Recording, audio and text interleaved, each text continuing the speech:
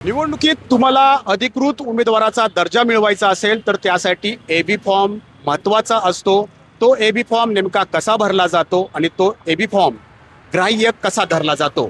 उदाहरणासाठी आपण असं गृहीत धरूयात की एखाद्या पक्षानं तिथल्या राज्याच्या प्रदेशाध्यक्षावरती राज्याच्या निवडणुकाची जबाबदारी दिलेली आहे। तो हा ए फॉर्म म्हणजे जोडपत्र 1 त्याच्या सहीनं पुढे देतो।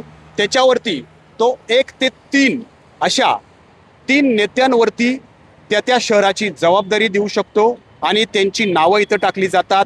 त्यांच्या सहीचे 3 नमुने या ए फॉर्मवरती असतात आणि मग तो राज्याचा प्रमुख इथं सही करून हा ए फॉर्म जो आहे तो निवडणूक निर्णय अधिकाऱ्यांपर्यंत पोहोचवतो।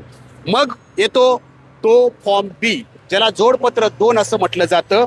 मग त्या शहरातल्या ज्या व्यक्तींवरती निवडणुकीची जबाबदारी टाकलेली आहे ते नेते जे आहेत ते तिथल्या प्रभाग क्रमांक अ ब क ड मधल्या व्यक्तीचं उमेदवाराचं नाव इथं टाकू शकतात, त्याचं चिन्ह टाकू शकतात आणि त्याच्या पुढच्या या 4 कॉलममध्ये त्याची सगळी माहिती देतात आणि त्याच्या पुढं पर्यायी उमेदवार म्हणून म्हणजेच डमी उमेदवाराची माहिती पुढच्या 3 कॉलममध्ये देतात आणि मग तो नेता जो आहे ज्याच्यावरती त्या शहराची जबाबदारी टाकलेली आहे तो या ठिकाणी सही करतो।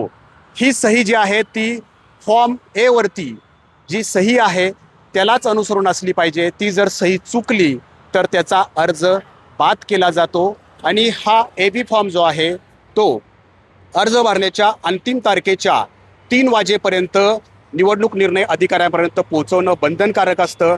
मुंबईसाठी ही वेळ सायंकाळी 5 वाजेपर्यंतची आहे आणि इतर महानगरपालिकांसाठी ही वेळ 3 वाजेपर्यंतची आहे। आणि याच एबी फॉर्मवरून आपण बघितलेलं आहे अनेकदा राजकारण होतं, त्यामुळंच हा एबी फॉर्म खूप महत्त्वाचा मानला जातो।